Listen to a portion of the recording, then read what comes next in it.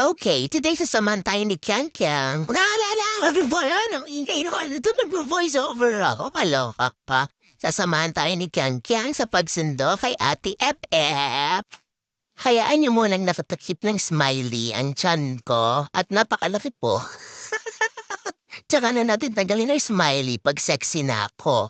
Okay, anyway, eto nga drive. Inaantok ko na ang bebe ko, pero siya ang taga-video. Yun na nga, ang aga namin dumating sa school, so wait lang kami ni Kyang and since malapit ang maubos ang gas namin, nagtipid-tipid muna kami. Sabi ko, open muna namin ang window, off ang makina ng car.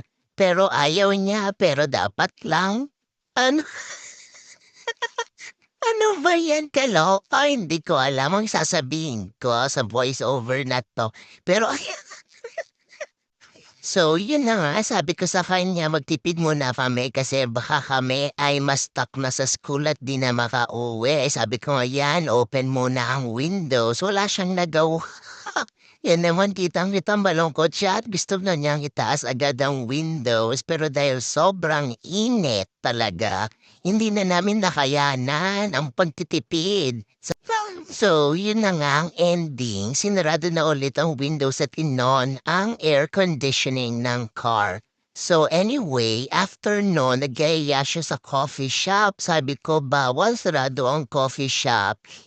Pero ang truth, wala lang pambili ng coffee. So syempre, nilambing-lambing pa niya ako dahil gusto nga niya talaga ng coffee. Mommy, I want coffee talaga.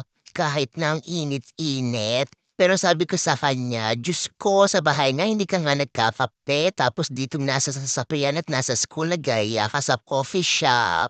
Yung totoo, ganyan ba talaga? Pero dahil sobrang cute ng bebek ko, nakipaglaro na ako sa kanya, nilibang-libang ko para makalimutan ng coffee shop at parang hindi na makabili ng coffee. Dahil pag siya ay binili ko, dapat ibili din ang kanyang ate. So pinatulog ko na lang. Ayan na antok talaga siya, kawawa naman. Buti na lang ay nakatigil kami noon dahil hinihintay pa nga namin ang ate niya. Tulog na tulog siya, o, 'di ba? So bukas ulit sasamahan niya ako. Mga asar na naman siya sa akin, mag na naman sa coffee shop.